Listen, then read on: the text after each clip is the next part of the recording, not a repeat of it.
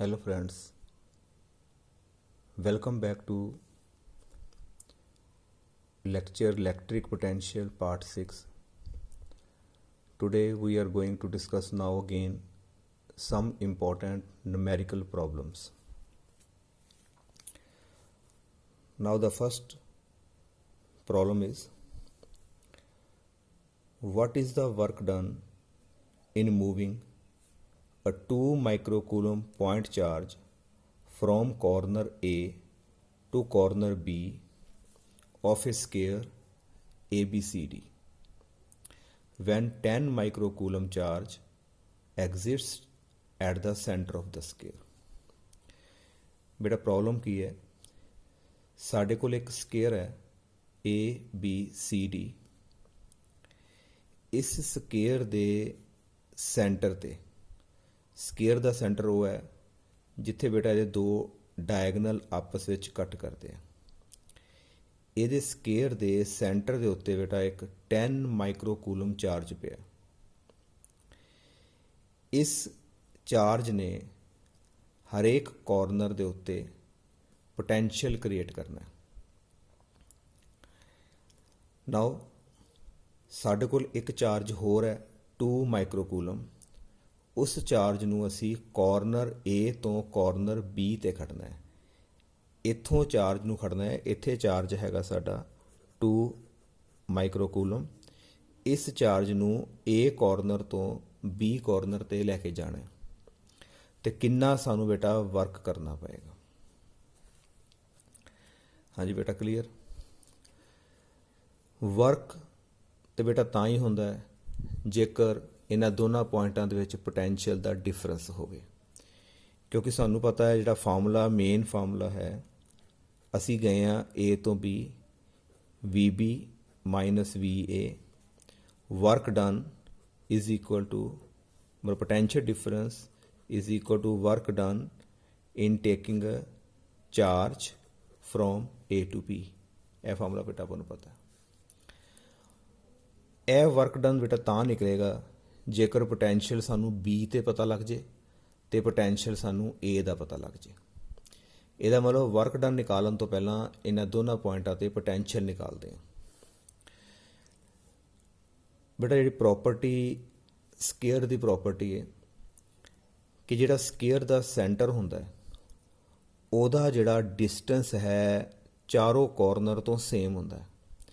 ਜੇਕਰ ਬੇਟਾ ਅਸੀਂ ਆਹ ਡਿਸਟੈਂਸ R ਮੰਨਦੇ ਹਾਂ O ਤੋਂ ਲੈ ਕੇ B ਤੱਕ, ਆ ਵੀ R ਹੋਏਗਾ, ਹਰ ਇੱਕ ਕਾਰਨਰ ਤੋਂ ਆਹ ਡਿਸਟੈਂਸ ਜਿਹੜਾ ਹੈਗਾ ਸੇਮ ਹੋਏਗਾ। ਹੁਣ ਜਿਹੜਾ ਸੈਂਟਰ ਉੱਪਰ ਚਾਰਜ ਪਿਆ ਉਹਨੇ A ਪੁਆਇੰਟ ਦੇ ਉੱਪਰ ਵੀ ਪੋਟੈਂਸ਼ੀਅਲ ਕ੍ਰੀਏਟ ਕਰਨਾ ਹੈ, B ਤੇ ਵੀ ਕਰਨਾ ਹੈ, C ਤੇ ਵੀ ਕਰਨਾ ਹੈ ਤੇ D ਤੇ ਵੀ ਕਰਨਾ ਹੈ। ਤੇ ਸਾਨੂੰ ਪਤਾ ਜਿਹੜਾ ਪੋਟੈਂਸ਼ੀਅਲ ਦਾ ਜਿਹੜਾ ਫਾਰਮੂਲਾ ਹੁੰਦਾ ਹੈ at a point 1/4 pi epsilon naught Q divided by R distance. Same charge ਹੈ, ਉਹੀਓ ਪੋਟੈਂਸ਼ੀਅਲ A ਤੇ ਕ੍ਰੀਏਟ ਕਰ ਰਿਹਾ ਹੈ, ਉਹੀਓ ਚਾਰਜ ਪੋਟੈਂਸ਼ੀਅਲ ਬੇਟਾ B ਤੇ ਕ੍ਰੀਏਟ ਕਰ ਰਿਹਾ। ਚਾਰਜ ਵੀ ਸੇਮ ਹੈ, O ਤੋਂ ਲੈ ਕੇ A ਤੱਕ ਡਿਸਟੈਂਸ ਵੀ R ਹੈ, O ਤੋਂ ਲੈ ਕੇ B ਤੱਕ ਡਿਸਟੈਂਸ ਵੀ R ਹੈ।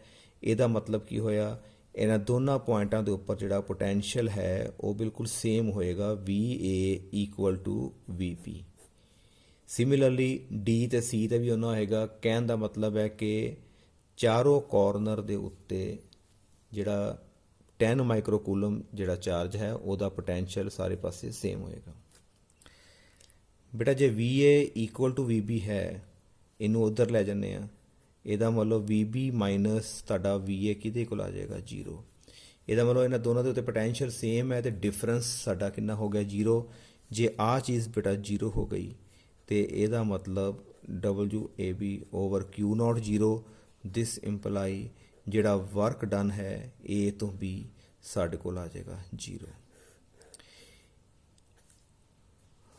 ਹਾਂਜੀ ਕਲੀਅਰ। A ਤੋਂ B ਤੱਕ ਕੋਈ ਸਾਨੂੰ ਵਰਕ ਕਰਨ ਦੀ ਲੋੜ ਨਹੀਂ, ਕਿਉਂਕਿ ਜਿੰਨਾ ਪੋਟੈਂਸ਼ੀਅਲ A ਉੱਪਰ ਹੈ ਓਨਾ ਹੀ ਪੋਟੈਂਸ਼ੀਅਲ ਸਾਡਾ ਜਿਹੜਾ ਹੈ B ਉੱਪਰ ਹੈ। Now come to next problem.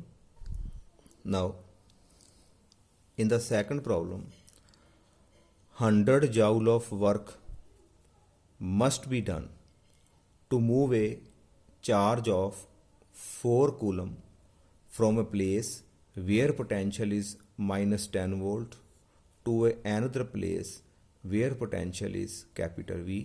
Find the value of V.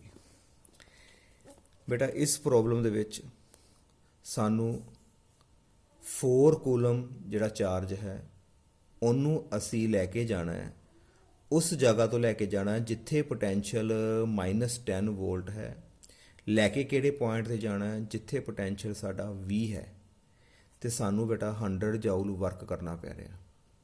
ਜੇ ਹੁਣ ਵਰਕ ਕਰਨਾ ਪੈ ਰਿਹਾ ਇਹਦਾ ਮਤਲਬ ਇਹਨਾਂ ਦੋਨਾਂ ਜਗ੍ਹਾ ਦੇ ਉੱਤੇ ਪੋਟੈਂਸ਼ੀਅਲ ਦਾ ਡਿਫਰੈਂਸ ਹੋਏਗਾ ਤੇ ਅਸੀਂ ਜਿਹੜੇ ਪੁਆਇੰਟ ਤੇ ਚਾਰਜ ਨੂੰ ਖੜਨਾ ਹੈ ਉੱਥੇ ਪੋਟੈਂਸ਼ੀਅਲ ਬੇਟਾ ਨਿਕਾਲਣਾ ਚਾਹੁੰਦੇ ਹਾਂ। ਨਾਓ ਬੇਟਾ ਜੋ ਗਿਵਨ ਹੈ ਪਹਿਲਾਂ ਦੇਖਦੇ ਹਾਂ। ਜਿਹੜਾ ਵਰਕ ਹੈ ਮੰਨ ਲਓ ਅਸੀਂ A ਤੋਂ B ਲੈ ਕੇ ਗਏ, ਸਾਨੂੰ ਵਰਕ ਦਿੱਤਾ ਹੋਇਆ ਹੈ 100 ਜਾਊਲ। ਇੰਨਾ ਵਰਕ ਸਾਨੂੰ ਬੇਟਾ ਕਰਨਾ ਪੈ ਰਿਹਾ। ਕਿਹੜੇ ਪੁਆਇੰਟ ਤੋਂ ਲੈ ਕੇ ਜਾ ਰਹੇ ਹਾਂ ਅਸੀਂ? A ਤੋਂ। ਤੇ ਜਿਹੜੇ ਪੁਆਇੰਟ ਤੋਂ ਅਸੀਂ ਬੇਟਾ ਲੈ ਕੇ ਜਾ ਰਹੇ ਹਾਂ ਉੱਥੇ ਪੋਟੈਂਸ਼ੀਅਲ ਸਾਨੂੰ ਗਿਵਨ ਹੈ ਉਹ ਹੈਗਾ ਸਾਡੇ ਕੋਲ -10 ਵੋਲਟ। ਜਿਹੜੇ ਪੁਆਇੰਟ ਤੇ ਅਸੀਂ ਇਹਨੂੰ ਲੈ ਕੇ ਜਾ ਰਹੇ ਹਾਂ ਉਹਦਾ ਪੋਟੈਂਸ਼ੀਅਲ ਸਾਨੂੰ ਦਿੱਤਾ ਹੈ ਕੈਪੀਟਲ V, ਜਿਹਦੀ ਵੈਲਿਊ ਤੁਸੀਂ ਜਿਹੜੀ ਹੈ ਫਾਈਂਡ ਆਊਟ ਕਰਨੀ ਹੈ। ਤੇ ਲੈ ਕੇ ਕਿਹਨੂੰ ਜਾ ਰਹੇ ਹਾਂ ਬੇਟਾ? ਅਸੀਂ ਚਾਰਜ ਨੂੰ, ਤੇ ਉਸ ਚਾਰਜ ਦੀ ਜਿਹੜੀ ਵੈਲਿਊ ਹੈ ਉਹ ਵੀ ਸਾਨੂੰ ਗਿਵਨ ਹੈ 4 coulomb. Now according to formula VB minus VA is equal to work done divided by charge. Now VB ਉਹਦੀ ਵੈਲਿਊ ਪੁੱਟ ਕਰ ਦਿੰਦੇ ਹਾਂ ਅਸੀਂ, ਉਹ ਸਾਡੇ ਕੋਲ ਆ ਜਾਏਗੀ ਕੈਪੀਟਲ V ਮਾਈਨਸ VA ਜਿਹੜੇ ਪੁਆਇੰਟ ਤੋਂ ਲੈ ਕੇ ਆ ਰਹੇ ਹਾਂ that is -10 is equal to ਕਿੰਨਾ ਸਾਨੂੰ ਵਰਕ ਕਰਨਾ ਪੈ ਰਿਹਾ? ਇਹ ਆ ਗਿਆ 100 ਤੇ ਡਿਵਾਈਡਡ ਬਾਏ ਚਾਰਜ ਕਿਹੜਾ ਹੈਗਾ 4। ਜਦੋਂ ਅਸੀਂ ਇਹਨੂੰ ਡਿਵਾਈਡ ਕੀਤਾ ਸਾਡੇ ਕੋਲ ਆ ਗਿਆ 25। ਨਾਓ ਇਹਨੂੰ ਫਰਦਰ ਸੋਲਵ ਕਰਦੇ ਹਾਂ। Minus minus plus, it means V plus 10 is equal to 25 and V is equal to 25 minus ਉੱਧਰ ਜਾ ਕੇ 10 and capital V is equal to 15 volt। ਇਹਦਾ ਮਤਲਬ ਜਿਹੜੇ ਅਸੀਂ ਪੁਆਇੰਟ ਦੇ ਉੱਤੇ ਚਾਰਜ ਨੂੰ ਲੈ ਕੇ ਜਾ ਰਹੇ ਹਾਂ ਉੱਥੇ ਪੋਟੈਂਸ਼ੀਅਲ ਹੈਗਾ ਸਾਡਾ 15 ਵੋਲਟ, ਕਿਉਂਕਿ ਲੋ ਪੋਟੈਂਸ਼ੀਅਲ ਤੋਂ ਹਾਈ ਪੋਟੈਂਸ਼ੀਅਲ ਤੇ ਲੈ ਕੇ ਜਾ ਰਹੇ ਹਾਂ। ਇਹਦਾ ਮਤਲਬ ਤਦ ਹੀ ਸਾਨੂੰ ਬੇਟਾ ਉੱਥੇ ਵਰਕ ਕਰਨਾ ਪੈ ਰਿਹਾ। ਹਾਂਜੀ ਬੇਟਾ clear. Now come to next problem. Now in the problem 3, electric field at a point due to point charge is 20 Newton per coulomb। ਬੇਟਾ ਸਾਨੂੰ ਯਾਰ ਕਿ ਇਲੈਕਟ੍ਰਿਕ ਫੀਲਡ ਗਿਵਨ ਹੈ, ਕਿਸੇ ਪੁਆਇੰਟ ਉੱਪਰ ਇਲੈਕਟ੍ਰਿਕ ਫੀਲਡ ਦਿੱਤਾ ਹੈ 20 Newton per coulomb and electric potential at that point. ਸਾਨੂੰ ਬੇਟਾ ਨਾਲ ਉਸੇ ਪੁਆਇੰਟ ਦੇ ਉੱਪਰ ਇਲੈਕਟ੍ਰਿਕ ਪੋਟੈਂਸ਼ੀਅਲ ਵੀ ਦਿੱਤਾ ਹੈ 10 ਜਾਊਲ ਪਰ ਕੂਲਮ। ਬੇਟਾ ਜਿਹੜਾ ਪੋਟੈਂਸ਼ੀਅਲ ਹੁੰਦਾ ਹੈ ਉਹਦਾ ਯੂਨਿਟ ਵੋਲਟ ਹੈ ਤੇ ਜਾਊਲ ਪਰ ਕੂਲਮ ਜਿਹੜਾ ਹੈ ਇਹਨੂੰ ਬੇਟਾ ਅਸੀਂ ਇਸ ਤਰ੍ਹਾਂ ਵੀ ਲਿਖ ਸਕਦੇ ਹਾਂ 10 ਵੋਲਟ। ਇਹ ਸਾਨੂੰ ਗਿਵਨ ਹੈ। Joule per coulomb is the volt. The work done in bringing 1 coulomb of charge from infinity to that point। or the definition according joule per coulomb is a volt। Now calculate distance of the point from the charge and magnitude of charge। ਅਸੀਂ ਉਹ charge ਨਿਕਾਲਣਾ ਹੈ ਜਿੰਨੇ electric field create ਕੀਤਾ ਤੇ ਨਾਲ ਬੇਟਾ ਉਸ charge ਤੋਂ ਉਸ ਪੁਆਇੰਟ ਦਾ ਡਿਸਟੈਂਸ ਵੀ ਨਿਕਾਲਣਾ ਹੈ ਜਿੱਥੇ ਇਲੈਕਟ੍ਰਿਕ ਪੋਟੈਂਸ਼ੀਅਲ ਤੇ ਇਲੈਕਟ੍ਰਿਕ ਫੀਲਡ ਦੋਨੋਂ ਗਿਵਨ ਨੇ। ਫਿਰ ਦੁਬਾਰਾ ਦੇਖੋ ਬੇਟਾ, ਕਿਸੇ ਪੁਆਇੰਟ ਦੇ ਉੱਤੇ ਸਾਨੂੰ ਇਲੈਕਟ੍ਰਿਕ ਫੀਲਡ ਵੀ ਗਿਵਨ ਹੈ, ਇਲੈਕਟ੍ਰਿਕ ਪੋਟੈਂਸ਼ੀਅਲ ਵੀ ਗਿਵਨ ਹੈ। ਨਾਓ ਸਪੋਜ਼ ਇਲੈਕਟ੍ਰਿਕ ਫੀਲਡ ਨੂੰ E ਨਾਲ ਲਿਖਦੇ ਹਾਂ, it is 20 newton per coulomb. Electric field ਦਾ ਫਾਰਮੂਲਾ ਕਿਸੇ ਪੁਆਇੰਟ ਦੇ ਉੱਤੇ electric field at point E ਉਹਦਾ ਬੇਟਾ magnitude 1/4 pi epsilon note.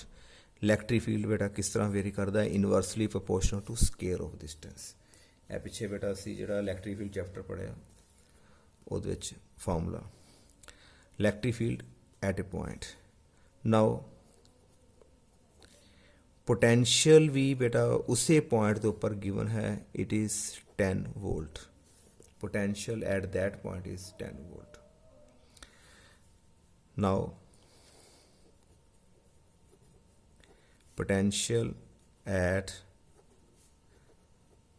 That point V is given by 1/4 pi epsilon naught Q over R। Potential का formula किसी एक point के उपर 1/4 pi epsilon naught Q over R। बेटा इस चीज़ को नोट कर लो क्योंकि अगे प्रॉब्लम च भी काम आएगी।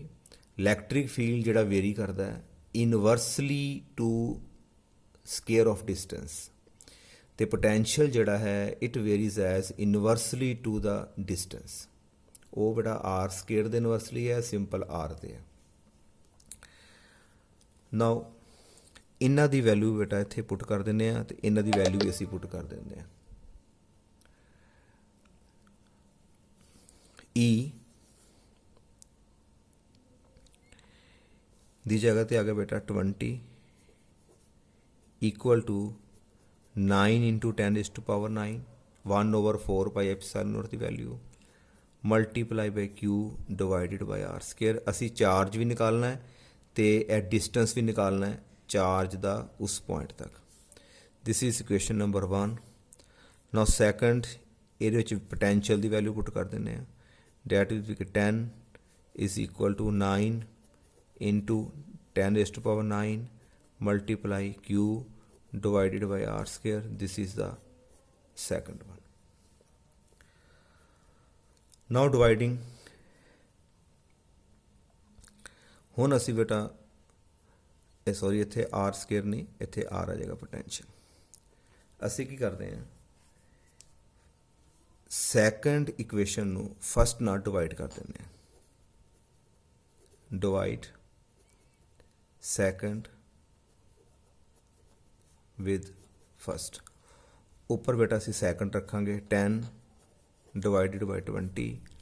यह इक्वेशन असी ऊपर रखांगे 9 × 10⁻⁹ Q over R divided by 9 × 10⁻⁹ Q over R square. आ सारा कुछ कैंसल हो गया, चार्ज भी कैंसल, R स्केयर ऊपर चला जाएगा, R square divided by R and we get only R।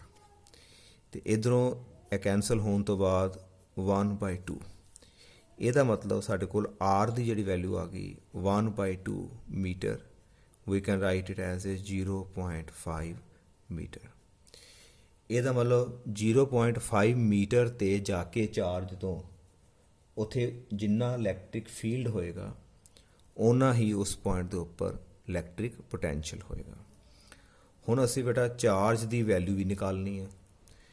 ਹੁਣ ਡਿਸਟੈਂਸ ਨੂੰ ਜਾਂ ਤਾਂ ਇਕੁਏਸ਼ਨ ਨੰਬਰ 1 ਚ ਪੁੱਟ ਕਰ ਦਿਓ ਜਾਂ ਇਕੁਏਸ਼ਨ ਨੰਬਰ ਬੇਟਾ 2 ਚ ਪੁੱਟ ਕਰ ਦਿਓ। ਅਸੀਂ ਸੈਕਿੰਡ ਚ ਪੁੱਟ ਕਰਨ ਲੱਗੇ ਹਾਂ। Put R is equal to 1/2 in equation number 2।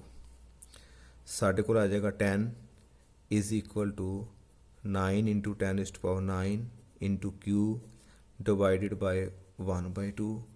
बेटा 2 उल्ट के ऊपर चला गया।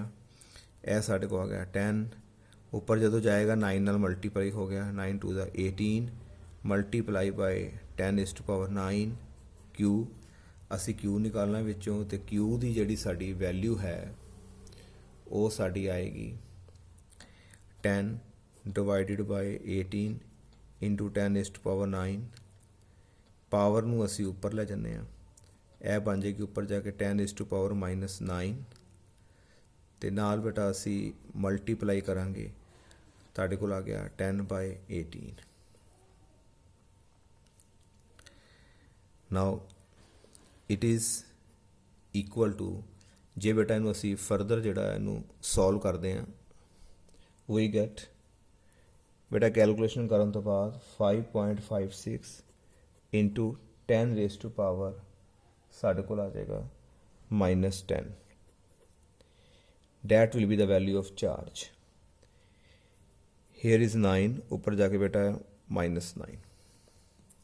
ਇਹਨੂੰ बेटा सॉल्व करना है तो उस तो फर्दर तुम इसका आंसर निकाल सकते हो। ਇਹਦਾ मतलब एक ऐसा पॉइंट असी फाइंड किया जिथे इलैक्ट्रिक फील्ड तो इलैक्ट्रिक पोटैंशियल की जी वैल्यू है सेम है। वो हैगा सोर्स चार्ज तो 0.5 मीटर। तो बेटा यह फार्मूले दोनों याद रखना है। यह electric field at a point due to source charge which varies as inversely to the square of distance. तो सैकंड वन बेटा potential at that point due to source charge which varies inversely as a distance. Now come to the next problem. Now in this problem बेटा साढ़े कोल uniform electric field दिता है। इस uniform electric field दे विच बेटा असी 3 पॉइंट असी शो किए ने, एक ए बी ते सी। असी बेटा इस क्वेश्चन च पूछा है कि किहड़े पॉइंट के उपर पोटैंशियल सब नालों ज़्यादा होएगा तो किहड़े पॉइंट उपर पोटैंशियल सब नालों घट होएगा। सब नालों पहला बेटा एक चीज़ जिहड़ी है तुसी याद रखनी है, अगे भी दसी है कि इलैक्ट्रिक फील्ड जिहड़ा है ਉਹਦੀ डायरैक्शन जिहड़ी है high potential to low potential होंदी है। ये मैं लिख देना इत्थे, इहनूं याद रखना है। Direction of electric field. Electric field points from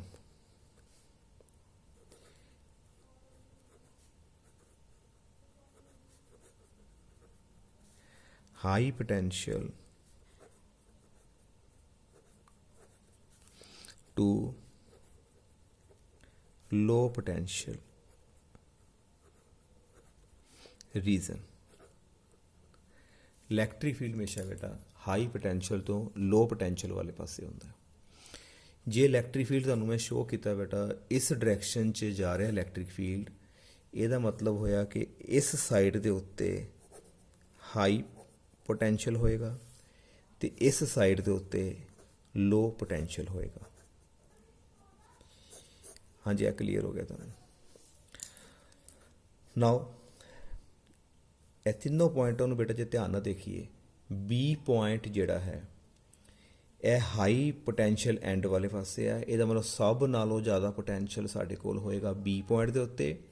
ज्यों ज्यों असी बेटा इन the direction of electric field जाई जाएंगे साडा जिहड़ा पोटैंशियल है घटदा जाएगा। बी तो घट पोटैंशियल ए दे उत्ते होएगा तो सी बिल्कुल इस साइड ते राइट साइड ते। ਇਹਦਾ मतलब सब नालों घट पोटैंशियल कित्ते होएगा सी ते। ਇਹਦਾ मतलब साडा आंसर की आएगा जिहड़ा आ बी पॉइंट है इत्थे पोटैंशियल होएगा बेटा हाई तो सब नालों घट पोटैंशियल जिहड़ा हैगा वो होएगा बेटा सी पॉइंट। यह बेटा सानू इस क्वेश्चन दे विच मेरा मकसद सी कि तुहानूं बेटा पता लगे कि इलैक्ट्रिक फील्ड जिहड़ा है किधर नूं पॉइंट करता है in the direction of high potential to low potential. Now come to next problem. Again सानू बेटा यूनीफॉर्म इलैक्ट्रिक फील्ड देता है। इस यूनीफॉर्म इलैक्ट्रिक फील्ड की जिहड़ी वैल्यू है 20 न्यूटन पर कूलम। लैफ्ट टू राइट इन्ना क्लीयर हो गया बेटा। हुण असी ਇਹਦੇ ਵਿੱਚ एक बेटा स्केयर ਨੂੰ पॉइंट किया। देखो एक स्केयर वाया विच ते ए बी सी डी जे स्केयर 1 मीटर साइड आया बेटा 1 मीटर साइड आया। हुण असी जिहड़ी चीज़ां फाइंड आउट करनी है number 1 V A minus V T potential difference लभना है ए ते डी दे विच। ए ते डी इन्हां विच पोटैंशियल डिफरेंस लभना है। वी ए ते वी सी दे विच पोटैंशियल डिफरेंस लभना है। बी ते डी दे विच पोटैंशियल डिफरेंस लभना है तो बेटा नाल असी लभना है वी सी ते वी डी। इन्हां सारे दे पॉइंटां विच जो जो सानूं बेटा गिवन है असी पोटैंशियल डिफरेंस फाइंड आउट करना चाहते हैं। बेटा एक चीज़ सब नाल पहलां जिहड़ा उपर असी न्यूमेरिकल सॉल्व किया है ये तो एक चीज़ बेटा असीं सीखी है कि सानू यूनीफॉर्म इलैक्ट्रिक फील्ड दे विच जां ट्राइंगल बनी होवे जां कोई रैक्टेंगल बनी होवे सानू एक चीज़ ਜ਼ਰੂਰ ਪਤਾ ਲੱਗ ਸਕਦੀ ਹੈ ਕਿ ਕਿਹੜੇ ਪੁਆਇੰਟ ਉੱਪਰ ਪੋਟੈਂਸ਼ੀਅਲ ਜ਼ਿਆਦਾ ਹੈ ਤੇ ਕਿਹੜੇ ਪੁਆਇੰਟ ਉੱਪਰ ਪੋਟੈਂਸ਼ੀਅਲ ਘੱਟ ਹੈ।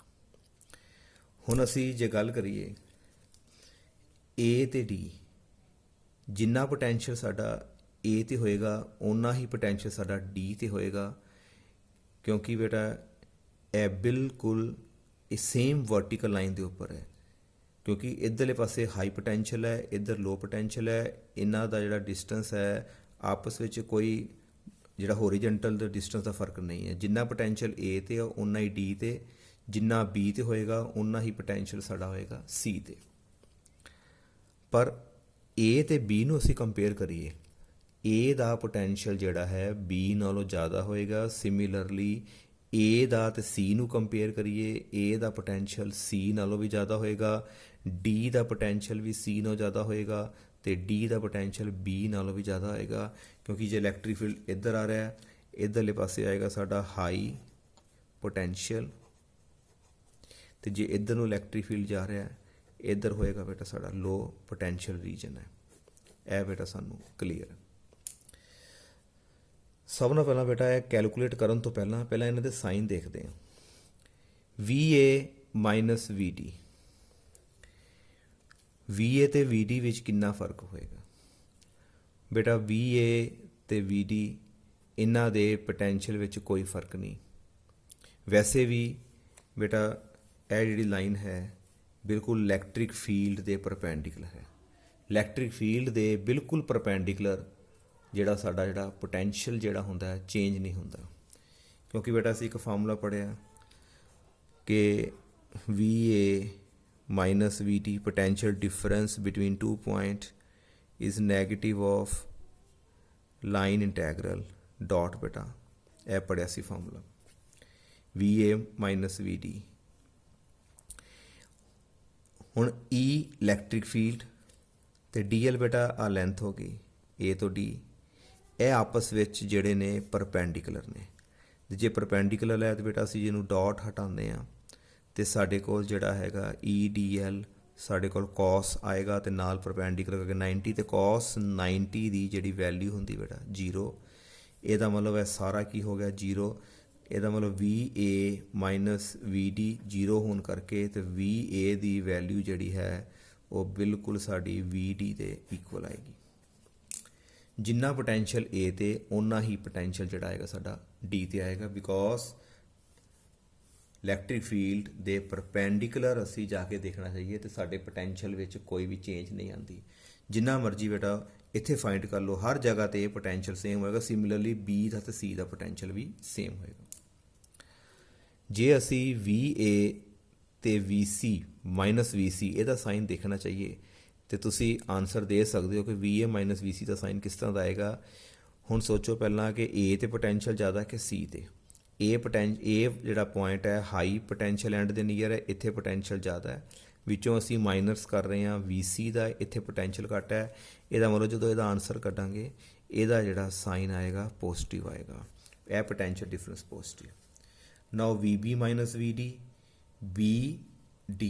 B ਜਿਹੜਾ ਹੈਗਾ ਬੇਟਾ ਲੋ ਪੋਟੈਂਸ਼ੀਅਲ ਸਾਈਡ ਤੇ ਹੈ ਤੇ D ਜਿਹੜਾ ਹਾਈ ਪੋਟੈਂਸ਼ੀਅਲ ਤੇ।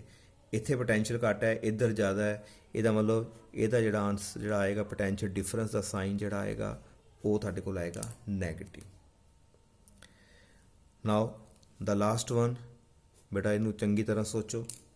VC minus VD, VC now that one ਇਹ ਲੋ ਐਂਡ ਵਾਲੇ ਪਾਸੇ। C ਦਾ ਪੋਟੈਂਸ਼ੀਅਲ ਘੱਟ ਹੈ, D ਦਾ ਪੋਟੈਂਸ਼ੀਅਲ ਬੇਟਾ ਜ਼ਿਆਦਾ ਹੈ। ਘੱਟ ਵਿੱਚੋਂ ਜ਼ਿਆਦਾ ਮਾਈਨਸ ਕਰੋਗੇ ਤੇ ਆਨਸਰ ਸਾਡਾ ਆਏਗਾ ਬੇਟਾ ਨੈਗੇਟਿਵ। ਇਹਦਾ ਮਤਲਬ ਪਹਿਲਾਂ ਤਾਂ ਅਸੀਂ ਬੇਟਾ ਸਾਰਿਆਂ ਦੇ ਪੋਟੈਂਸ਼ੀਅਲ ਡਿਫਰੈਂਸ ਦੇ ਸਾਈਨ ਨੋਟ ਕਰ ਲਏ। ਪਹਿਲਾਂ ਤਾਂ ਬੇਟਾ ਕਲੀਅਰ ਹੋ ਹੀ ਗਿਆ ਕਿ VA ਮਾਈਨਸ VD ਇਹਨਾਂ ਦੋਨਾਂ ਪੁਆਇੰਟਾਂ ਵਿੱਚ ਕੋਈ ਪੋਟੈਂਸ਼ੀਅਲ ਦਾ ਡਿਫਰੈਂਸ ਨਹੀਂ ਹੈ, ਬਿਕੋਜ਼ ਦੈਟ ਦੋ ਪੁਆਇੰਟਸ ਡਿਫਰੈਂਸ ਜਿਨ੍ਹਾਂ 'ਚ ਲੱਭ ਰਹੇ ਹਾਂ ਉਹ ਇਲੈਕਟ੍ਰਿਕ ਫੀਲਡ ਦੇ ਪਰਪੈਂਡੀਕੂਲਰ ਹੈ। ਨਾਓ we are going to calculate VA minus VC. Now see on the next page. ਬੇਟਾ ਅਸੀਂ ਪਹਿਲਾਂ ਦੁਬਾਰਾ ਜਿਹੜੀ ਹੈ ਡਾਇਗਰਾਮ ਬਣਾਉਂਦੇ ਹਾਂ। This is uniform electric field.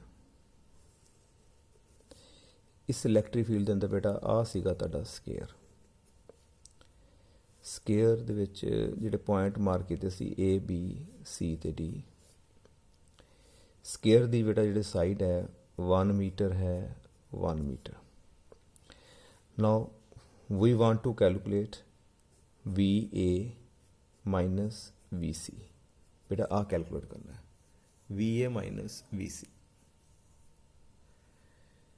Now VA minus VC potential difference, ਪਹਿਲੀ ਗੱਲ ਤਾਂ ਇਹਦਾ ਜਿਹੜਾ ਸਾਈਨ ਜਿਹੜਾ ਆਏਗਾ ਉਹ ਆਏਗਾ ਬੇਟਾ ਤੁਹਾਡੇ ਕੋਲ ਪੋਜ਼ਿਟਿਵ ਆਏਗਾ। ਇਹ ਤਾਂ ਕਲੀਅਰ ਹੈਗਾ ਕਿ VA ਦਾ ਪੋਟੈਂਸ਼ੀਅਲ ਜਿਹੜਾ ਹੈ C ਨਾਲੋਂ ਜਿਹੜਾ ਹੈਗਾ ਉਹ ਜ਼ਿਆਦਾ ਹੈਗਾ। ਨਾਓ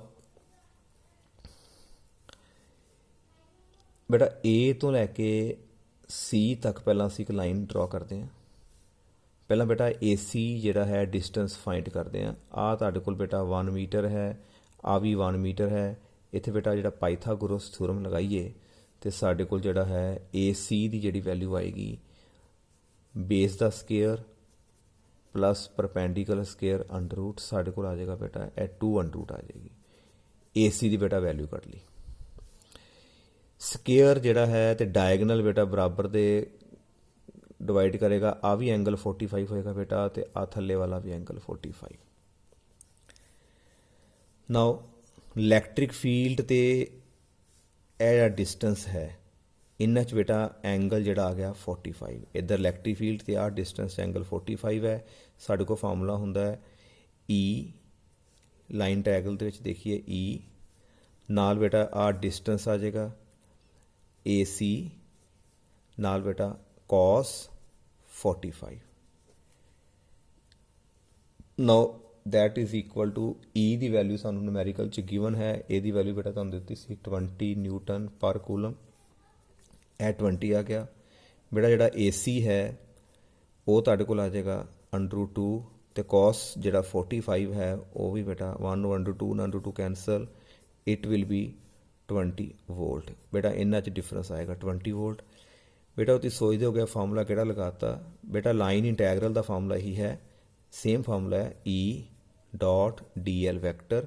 ਇਹਨੂੰ ਬੇਟਾ ਅਸੀਂ ਖੋਲ ਦਿੱਤਾ, E ਆ ਜਾਏਗਾ ਤੇ dl ਜਿਹੜੀ ਲੈਂਥ ਹੈ A ਤੋਂ C ਤੱਕ ਜਿਹੜੀ ਲੈਂਥ ਆ ਗਈ ਉਹ ਆ ਗਈ dl ਤੇ ਨਾਲ ਬੇਟਾ ਆ ਗਿਆ cos ਥੀਟਾ। ਤੇ ਥੀਟਾ ਜਿਹੜਾ ਸੀ electric field is along this side ਤੇ ਬੇਟਾ ਜਿਹੜਾ ਆ ਹੈਗਾ ਸਾਡਾ ਲੈਂਥ ਐਲੀਮੈਂਟ ਤੇ ਵਿੱਚ ਐਂਗਲ 45 ਤੇ ਲੈਂਥ ਐਲੀਮੈਂਟ ਦੀ ਪੂਰੀ ਲੈਂਥ ਬੇਟਾ ਅਸੀਂ ਪੁੱਟ ਕਰ ਦਿੱਤੀ, ਇੰਟੈਗਰੇਸ਼ਨ ਕੰਪਲੀਟ ਕਰਤੀ।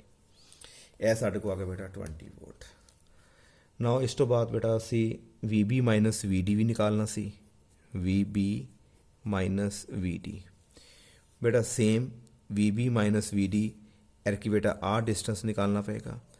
ਉਹ ਵੀ ਡਿਸਟੈਂਸ ਓਨਾ ਹੀ ਆਏਗਾ ਜਿੰਨਾ ਬੇਟਾ AC ਹੈ, ਪਰ B ਜਿਹੜਾ ਹੈ ਲੋ ਪੋਟੈਂਸ਼ੀਅਲ ਪਹਿਲਾਂ ਆ ਰਿਹਾ, ਹਾਈ ਪੋਟੈਂਸ਼ੀਅਲ ਬਾਅਦ 'ਚੋਂ ਆ ਰਿਹਾ। ਇਹਦਾ ਸਾਈਨ ਬੇਟਾ ਆਏਗਾ ਪਹਿਲੀ ਗੱਲ ਤੇ ਨੈਗੇਟਿਵ ਤੇ ਬੇਟਾ ਇਹਦਾ ਜਿਹੜਾ ਆਨਸਰ ਆਏਗਾ ਸੇਮ ਆਏਗਾ, ਬਸ ਫਰਕ ਕੀ ਆਏਗਾ ਬੇਟਾ ਨਾਲ ਮਾਈਨਸ ਦਾ ਸਾਈਨ ਆਏਗਾ ਕਿਉਂਕਿ B ਵਾਲਾ ਪੋਟੈਂਸ਼ੀਅਲ ਘੱਟ ਹੈ D ਨਾਲੋਂ।